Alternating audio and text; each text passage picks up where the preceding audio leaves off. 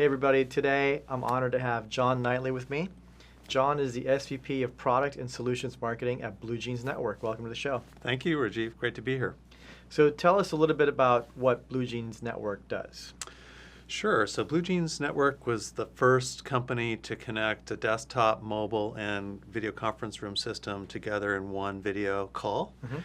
Since then, we've continued to innovate and really create a full-fledged meetings platform, which allows you to have meetings on just about every browser, on just about every mobile device, room system. So it's really exciting. We've got customers all around the globe, hit our 100 million ARR. Congratulations. Thank you. I'm curious, where did the name BlueJeans come from, BlueJeans Network? You know, the founders like to tell a story that they were on their way to their VC meeting and they didn't have a name for the company yet, and they started thinking about what it means to have really super convenient, great video meeting, and they thought about, should be as easy as putting on your favorite pair of blue jeans. And so that's the lore. Who knows?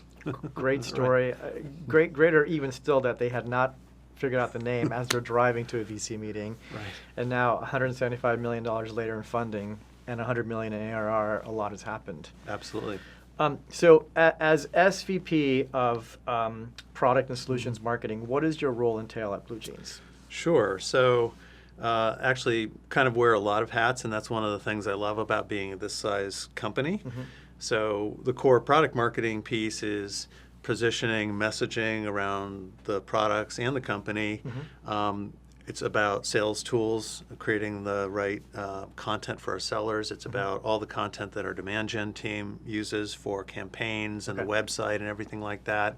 It's also about influencer marketing, talking to analysts, talking about to social media influencers, press and analysts as a spokesperson, doing speaking engagements, keynotes, those kinds of things. And speaking of analysts, you guys just got mentioned at the Gartner's 2019 Magic Quadrant.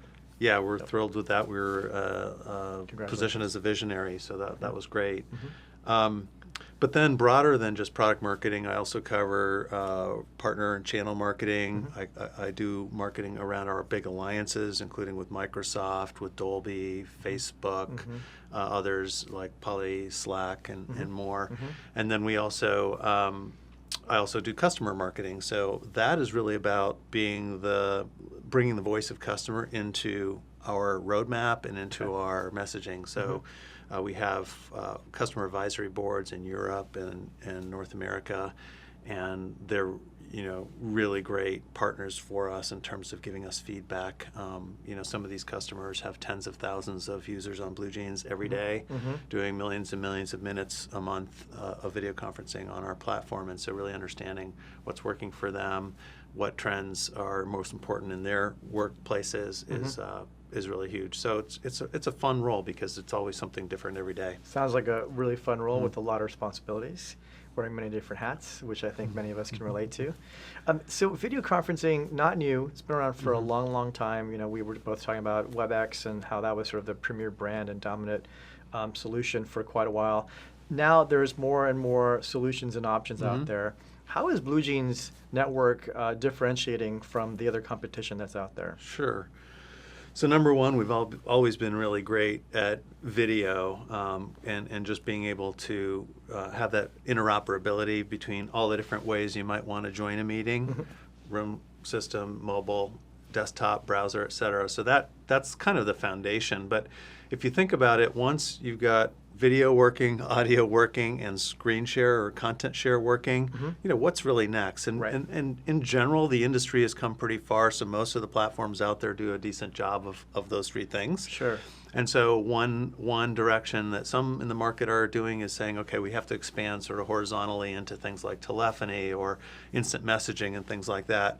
Our strategy is to say, no, we're going to integrate with the best of breed in those areas, like whether it's Slack and Teams for messaging or some of the telephony providers. And we're really going to take our innovation around meeting productivity. If you think about that, that's a problem set that hasn't really been addressed very well. If you think about the last meeting you had, meetings are where ideas are generated, where key decisions are made, where action items are assigned and decided. Yes. And so how do we take what is otherwise ephemeral in a meeting, and rather than having someone have to be assigned to taking notes, how do we capture those key moments? And then how do we help the organization take advantage of that content and put it into process, if you will, into workflows and things like that to help the organization move faster? That's the next horizon for us, and we're very excited to tackle that. I think that makes a lot of sense. I think everyone can relate to the fact that when you're in a meeting, great ideas do come about. There's action items, there are things to do, there are takeaways. So if you can build in a workflow, which I believe you guys have, the Smart Meeting product, where it allows you to create action items, to put labels on things and assign different tasks to different individuals. It's a great way to differentiate and really sort of change the way people think about meetings as just, here's a meeting I got to be at. What's next? It's all integrated within the entire experience. Yeah, if you think about it, many of the most important meetings in a larger organization might be standing meetings, whether it's a planning meeting, whether it's a scrum meeting, whether it's sales forecasting, strategy meetings, board meetings even. And if you think about a sequence of meetings, how do you capture those key moments and then preserve them so that preparing for the next meeting is going to be better? I don't know how many times I've come out of a meeting and a week later I'm trying to remember what we decided in that last week's meeting as we're getting ready for the next week's meeting. And so we have this notion of meeting memory. How do you, if you make it super easy for people to, in the middle of a meeting, create a meeting highlight. So what we've done in BlueJeans is you can click a little star button. It'll record 20 seconds before, 20 seconds after of the video clip. It'll also put a thumbnail together with the transcription of that moment and any crowdsourced comments you have, tags, likes, and all that into a little highlight of that moment. And so rather than, after the meeting, if I didn't attend the meeting or I want someone else to get those highlights, I can invite them to the highlights. And instead of watching a 60-minute transcription of a 60-minute meeting, a 60-minute replay, they can watch the 10 highlights, 40 seconds apiece, and 4 minutes or whatever, and get the gist of what happened in that meeting. I think that's a great idea. I mean, it's essentially like the ESPN highlight reel. Absolutely. Right. Which is. I mean, we were talking about how many people get double booked or triple booked for meetings that happen simultaneously. You can't make it, so this is a great way, if you can't be there, to get the highlight reel of that meeting, get the key takeaways, and you're there. Well, you mentioned that we actually did a survey just recently of 700 knowledge workers in the U.S., both managers and individual contributors, and 57% said they are frequently or sometimes double or triple booked in the space of a week. Wow. So and then 48% said they're there for fear of missing out. And if you look at those two groups and you say, hey, don't worry about it. We're going to give you the right to skip that meeting and catch up on the highlights later on your Peloton or your exercise bike or whatever it is, so that you can get your deep work done, your thinking, your creating, all those things that you want to get done in your workday. I mean, because the other stat we found is that 52% of people are working nights and weekends because of the meetings glut during the week. And so if we can give them that time back, that's time they can use either to get more work done or to be with their families, friends, work on their personal well-being, those kinds of things. So BlueJeans has FOMO covered. If you have FOMO for missing out on meetings, don't worry about it. So you mentioned work. Let's talk about the future of work. There's a lot of activity happening as it relates to the future of work. The workforce is changing. There's more Gen Z and millennials in the workforce. There's more distributed workforce happening. How is BlueJeans addressing this whole notion of the future of work and where it's heading? Sure. So just to put a few numbers on that, 57% of the workplace next year are going to be Gen Z and millennials. And these are people that grew up on mobile, video first, emojis, texting, Snapchatting, that kind of thing versus email. So how do you take kind of that built-in understanding of how to use technology and just make it seamless for them in the workplace? The other thing is, there's always been this notion of, gee, we have to kind of ship the talent to the work. In other words, the work happens at an office, you got to come to the office to get the work done. How about flipping that on its head and saying, let's ship the work to the talent. You have emerging economies, more and more educated young people in Africa, in Asia, and Latin America coming up in the world. Why can't they be part of a global multinational workforce?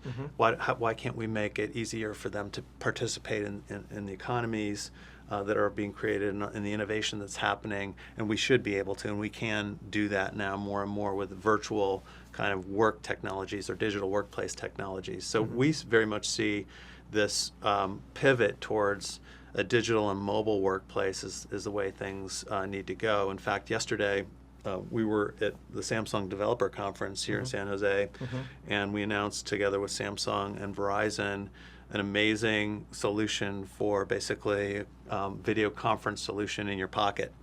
And what this can do is basically open up video conferencing to just about anyone, anywhere.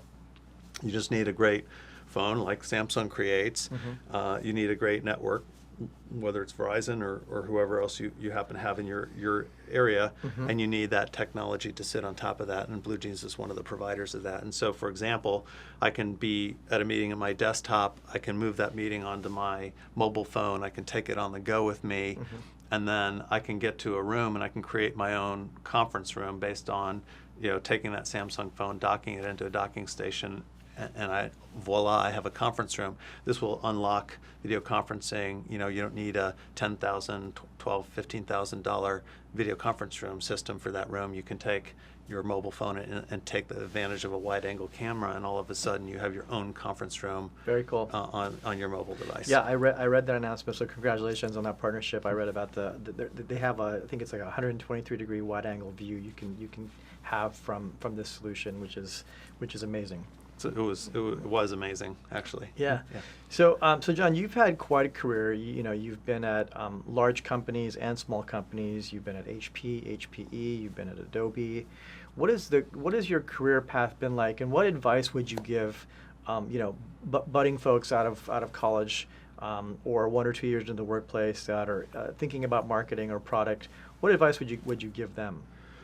Sure. Well, I'll start by saying I started my career in sales. Okay. I think sales is the most elemental, fundamental part of business there is out there. If you can't sell something at the end of the day, you're not really going to have a business. So I do think it's great to have a stint in sales if you can. I also did a stint in product management, and that helped me hone my understanding of technology, but also helped me hone my understanding of what I do well, which is I'm really an outbound guy more than an inbound guy. Okay. So as you're thinking about career marketing, it doesn't hurt to do tours of duty in other areas to get your feet wet. But what I love about marketing is there's a creative side to it, and there's also the analytical side to it. Yes. There's working with sales, there's working with partners, there's working with influencers. There's never a dull day if you're a marketer. So I think I encourage anyone who's thinking about marketing to give it a try. And we were talking about sort of the different dynamics between larger companies and smaller companies. Can you talk a little bit about what those differences were personally for you, and what you experienced from small companies to big companies? And Sure. Yeah. So they both have their pros and cons. In the small companies, there's this benefit of being able to see everything you do turn into impact. That impact is hopefully positive, but it can also go the other way sometimes as well. Right. And that speed, there's fewer people to convince of things. If you have an idea, you can generally go and make it happen. But there's also often fewer resources. You're more stretched on a shoestring. That's often right. In the smaller companies. The benefit the bigger companies have is deeper resources, bigger channels, alliances and things like that. So if you do get your idea out there, you have the ability to scale it in a bigger way. Right. The other thing, maybe the downside in the bigger companies is you have to sort of work through that matrix, get everybody on board with your idea, and so that takes a little bit more time. Yeah. So both have their pros and cons. I've loved both experiences, being at very early stage startups, at mid stage, and then at the very larger companies. So again, different stages of the career. I've gone from small to large, and I'm back to sort of a smallish to medium sized company now. Right. And so there's a lot of talk about having a lot of sort of deep data and analytics as it pertains to marketing now is really important as a marketeer to understand the data set. So being creative and having the analytical mindset. What are some of the key metrics that you're looking at that really are moving the needle for you at BlueJeans Network? Sure. So we are very data-driven, looking at things like pipeline, and on the marketing side, the whole funnel to get to pipeline. So what's happening on the website, how many, MQLs. right, MQLs, SQLs. SQLs, SALs, and from a product marketing perspective, we're very interested in how is our content performing. So what are the things that are getting downloaded, what pages are getting clicked on, those kinds of things. So it's a very close partnership with the demand gen team to help make sure that we have the right content at each stage of the buyer's journey or each stage of the funnel. So that's key. Another thing on the customer marketing side is really using not just things like the customer advisory boards to provide customer feedback, but also peer review sites, whether it's Gartner Peer Insights or G2 or Trust Radius, those types of sites, and really working with them to get that customer in view. So we're always looking at that. We also look at things like share of voice in partnership with our PR team. So how are we performing in the key publications that focus on our industry? How are we performing in analyst kind of coverage and those kinds of things? Got it. And so going back to sort of the content side of things and meeting the buyers where they are in their buyer journey, how do you what has worked for you in terms of knowing what content is converting and whatnot, and what's your notion on sort of the A/B or multivariate testing as it pertains to creative and copy? Well, you're talking to a statistics major. Okay. So I'm very much in favor of testing and getting data to make decisions. So I think A/B testing has been a great way to try different web experiences. Certainly on the content side, we have everything instrumented so we can see top to bottom what's performing. Now I think the nuances start to come in, so you might have an asset that's really a top of funnel sort of high level awareness asset, but then you might have another asset that's for lower funnel where someone has already decided they're moving towards a purchase solution and they want something that's a little bit deeper, a blueprint, a buyer's guide, something like that. Sure. So you may have fewer eyeballs and fewer clicks on that, but they may be more valuable in terms of how they turn Higher into quality. then a pipeline, right? So you can't say it's one size fits all. If you only have the content that's top of funnel, you're going to be having a gap when someone gets to that more farther down the funnel in terms of their consideration phase. Sure, yeah. I didn't realize you were a stats major, so Right. That's probably very helpful as it pertains to the data analytics. We were also talking a little bit before we went online about sort of these up and coming new trends. There's a lot of talk about digital transformation. There's also a lot of talk about ML and AI. Yes. Which early on you mentioned you were with a company that actually was way ahead of its time working on AI. But as it stands today, what are your thoughts on AI and ML, and how is it going to benefit BlueJeans Network? How are you leveraging it in meaningful ways? Sure. So, you can't sort of walk down the 101 here in Silicon Valley without being hit by AI somewhere along the way, right? Everyone's talking about it. And the good news is it's come a long way since the days when I first had to wrap my arms around it.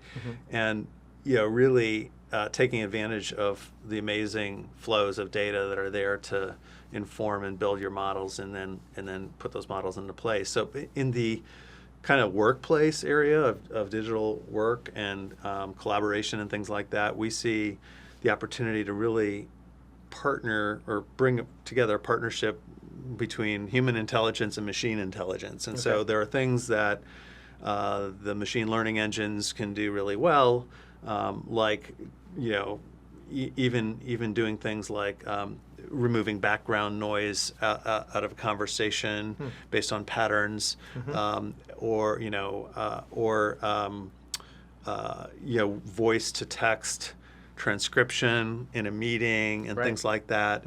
What we're also seeing, though, is it's hard today for a machine to know what you just said was that a really breakthrough new idea, Was it a decision? Mm-hmm. Is it an action item for someone? And so that's where we see crowdsourcing to be important, important complement. Mm-hmm. Now, as we do more and more of these sort of smart meetings where we see the crowdsourcing component, we can start to teach the machine learning engine, if you will, or the machines on, over, many meetings, millions of meetings. When did people say that, would tag that as a decision or an action item or an idea, and then maybe the machine starts to be able to say, this seems like it was an important idea, and it can offer that as the next meeting highlight versus the human. We're not there yet, but we have the mechanisms in place to be able to do that. Yeah. Okay. Great. So John, you mentioned that you've been at large companies, at small companies. What advice would you give startups that are entering the market in terms of how they can become successful in a very, competitive ecosystem, especially here in the Bay Area? There's thousands of startups. Sure. So to me, it's all about focus and understanding what is the pain that you're trying to make go away. If you just start with a technology and start to have a technology in search of a solution, that's often very difficult. So start with the business problem you're trying to solve and work backward from that. So that's number one. The other is I've been fortunate in a couple of instances to be able to work with Jeffrey Moore at different companies in the past, and I'm still a fan of Crossing the Chasm, believe it or not. I still think it applies if you're a startup trying to figure out how do you get critical mass around a particular pain point or business problem that you're trying to solve. And even if the technology is more broadly applicable, get some customers by being really good at solving a particular problem for them, and then position for that broader platform play down the road. Got it. Okay. Yep. Makes sense. So let's switch gears a little bit. Do you have any daily habits or rituals that keeps you productive or in the flow? Absolutely. My first one is exercise early in the morning. So I have a rowing machine. I like to do about 6 kilometers in the morning on that. Wow. Wakes me up and helps me keep in line with my son, who's a rower. The other thing is coffee. I drink a lot of coffee. And the third thing is really stand-up desks. Okay. Why does that matter? It just keeps you awake, helps your body keep in better shape. Yeah. So those are my 3 things for I'm my a fan routine. of all 3. I have a stand-up desk. I drink a lot of coffee and exercise pretty much daily. Excellent. I think it's a good habit to get into. Do you believe in work-life balance, work-life integration? Do you think it's possible? I've gone through waves at different companies in different time periods where you're working really super long hours and things like that. I do think it's important. Many of us have families and things like that to figure out a way to balance things out. So my own personal routine after the exercise, I'm in the office generally. I put in a pretty solid day, but then I'm there for dinner with the family. And then as kids go off to do their homework, I can go back online and finish up those things that I couldn't get to, during the day. And that gets a little bit into the meetings thing again, freeing up more time during the day would be good for all of us, right? For sure. No, I think having sort of those boundaries and knowing when to sort of stop and spend that quality time with family, whatever it is, and being present during that time, very important. Yep. Very important. What's on your playlist? Sure. So I've got kind of eclectic tastes, and it kind of changes with the moods. But I love jazz. People like Charles Mingus and Huge fan. Yeah. As well as all the other greats, but then that can flip over to rock. Van Morrison, the band, the Stones, stuff like that. Classic rock. Absolutely. And then alt and grunge and stuff like that. It's a big Soundgarden fan, Chris Cornell. So yeah. Love Soundgarden. Last question. What's your superpower? For me, I've had the benefit of living and working in different countries in Europe and in Asia. And so I think that's helped me to hone kind of the ability to listen really well and try to understand where different people are coming from and be able to be empathetic, I think, with people. And so I think, whether business is very global, our workforce is more and more diverse, and so I think that ability to listen and learn from different people and different cultures and different perspectives, I think has helped me appreciate and be a better leader. I think everybody could work on being a better listener and having more empathy. Both really important things that if you can have those, it's definitely a superpower. That's all the questions I have, John. Is there anything else you'd like to share with us? No, I just really appreciate the opportunity to be with you today, Rajiv. Likewise. Thanks so much. Thanks for being here, John. John Knightley, SVP of Solutions Marketing and Product at BlueJeans Network.